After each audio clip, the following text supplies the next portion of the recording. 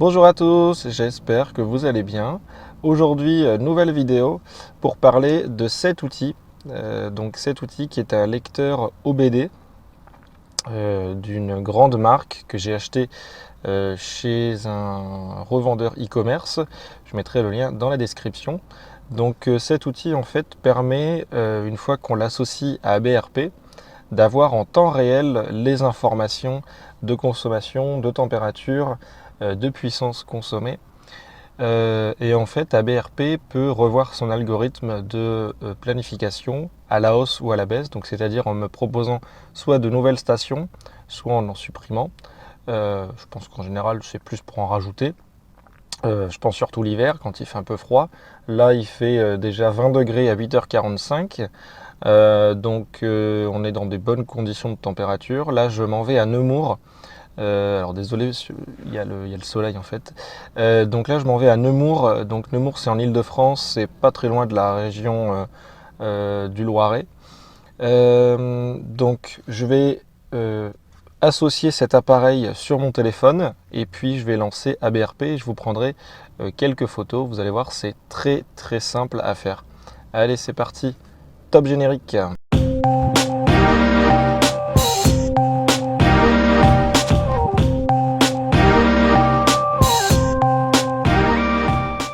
Alors nous voici devant le téléphone.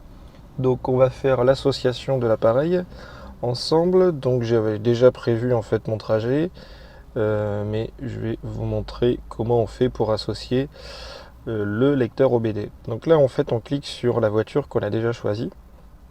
Donc là vous voyez, moi pour l'instant c'est une E208 que j'ai.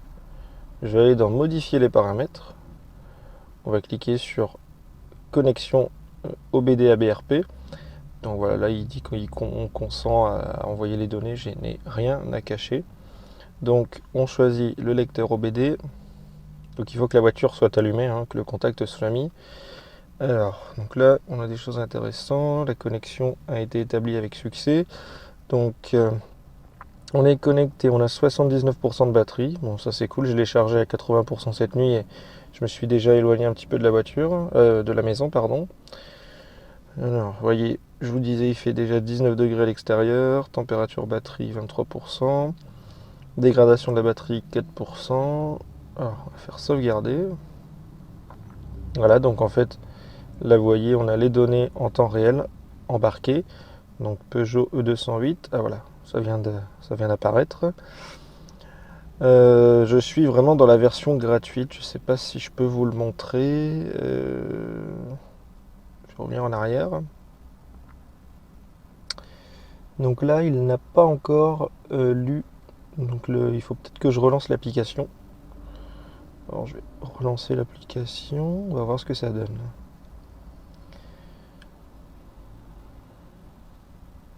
Ah voilà, donc là vous voyez, 79% de batterie, c'est exactement ce que j'ai, je pense. Donc je pars de mon domicile. Voilà, je pars de mon domicile pour aller à côté d'Orléans. Alors non, c'est pas Orléans du coup, c'est Nemours. Donc là, Nemours, Île-de-France. Planifier. Alors, donc je pars de mon domicile. Je pars de mon domicile à 79%. Je vais d'accord m'arrêter chez Fastned 8 minutes. J'arriverai à Nemours pour mon rendez-vous. Et je vais retourner au travail avec 12% de batterie. D'accord. Alors on va aller voir si les informations sont complétées par ABRP. Ah oui, vous voyez, on a le SOC de départ. Donc SOC, ça veut dire pourcentage de batterie au départ, donc 79%. Là on a bien l'information connectée. On a, alors hier j'ai fait en fait un parcours où il y avait de la route à 110, donc là il m'a estimé que je consommais 19,9 kWh au 100 à 110 km/h, donc oui, c'est une consommation qui est assez importante. C'est une i208. Donc vitesse de croisière 130 km/h. Alors aujourd'hui l'objectif c'est pas de vous montrer qu'en fait en roulant à 110, enfin si je roulais à 110 sur le trajet j'aurais pas besoin de recharger, J'ai fait l'exercice hier. Là je vais rouler à 130 comme un véhicule normal. Ah voilà, et vous voyez, véhicule dégradation batterie 4%, température initiale du véhicule 13 degrés. Ouais, c'est possible. Et puis, température dehors, ah, là ça vient de chuter, il fait 18. Donc bon, je pense qu'il ne met pas les chiffres après la virgule. Voilà, bah écoutez, là, on a toutes les informations. On va partir. Voilà. Donc là, j'ai en fait sur le tableau de bord, je vais vous montrer. Donc voilà, sur le tableau de bord, vous voyez, donc il est 8h49. J'ai 79% de batterie. Donc là, il y a le symbole Bluetooth qui dit que je suis vraiment bien connecté avec le lecteur. Je devrais arriver à la station avec 42%. Et là, en fait, si on regarde de nouveau le parcours, donc vous voyez, on a un point vert, enfin, deux points verts. Et en fait, au fur et à mesure où je vais rouler, je pense qu'il va se passer des choses. Je ne sais pas quoi exactement. On verra bien. Je vais prendre la voiture et on avisera en fonction d'eux. Ah voilà. Allez, je vous retrouve du coup à l'aire d'Acher à la forêt. Je pense que c'est sur la 6. À tout à l'heure. Alors nous voici arrivés à l'aire de Acher. Donc tout s'est bien passé comme d'habitude, hein. Quelques bouchons en région parisienne, mais c'est la routine on va dire. Donc il est 9h55. On est arrivé avec 50% de batterie.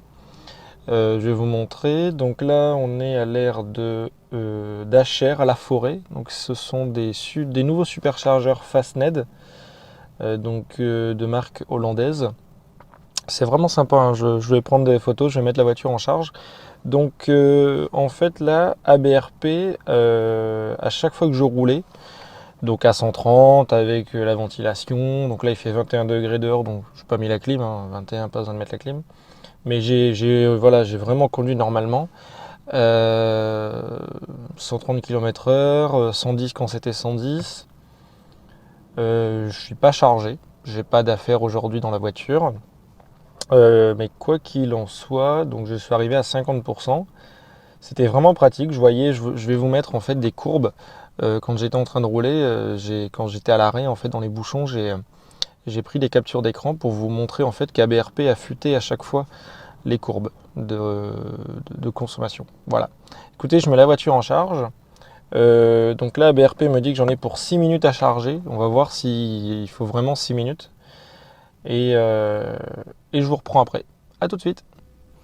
Alors nous voici arrivés à Nemours. Donc là, il est 10h30. J'ai perdu en fait un peu de temps sur l'autoroute A6. Juste après la recharge. Donc je vous ai pas montré en fait la déconnexion parce que ça fera l'objet d'une autre vidéo. Donc je suis resté 7 minutes. Je vous mettrai à la fin de cette vidéo combien ça m'a coûté, cette petite recharge. Et en fait le temps de faire un tournage vidéo, justement le prochain, il y a un Kia EV6 qui est arrivé, donc j'ai parlé avec le Hollandais, donc c'était un Hollandais qui avait ce Kia. Donc j'ai perdu on va dire une dizaine de minutes là-dessus. Là j'ai à peu près une demi-heure d'avance encore sur mon rendez-vous, donc c'est très bien. Aucun encombre pour venir jusqu'ici. Donc on a fait à peu près, je dirais, entre une petite centaine de kilomètres. Je vais regarder exactement à peu près. Ouais, une centaine de kilomètres. Donc là, je vais à mon rendez-vous. Et ce soir, enfin cet après-midi plutôt, on fera le trajet retour. Donc là, je suis à 52% de batterie. Je charge pas la voiture, pas besoin, hein. 52% de batterie, d'après ABRP, ce sera largement suffisant pour revenir au travail à Rueil-Malmaison. Voilà, à tout à l'heure. Alors malheureusement, je n'ai pas pu vous filmer le trajet retour puisque le micro n'avait plus de batterie quand j'ai voulu m'en servir, parce que j'ai fait d'autres vidéos en attendant l'heure de mon rendez-vous. Quoi qu'il en soit, je suis reparti de Nemours avec 54% de batterie comme on peut le voir sur cette image, et je suis finalement arrivé à 23% le soir même.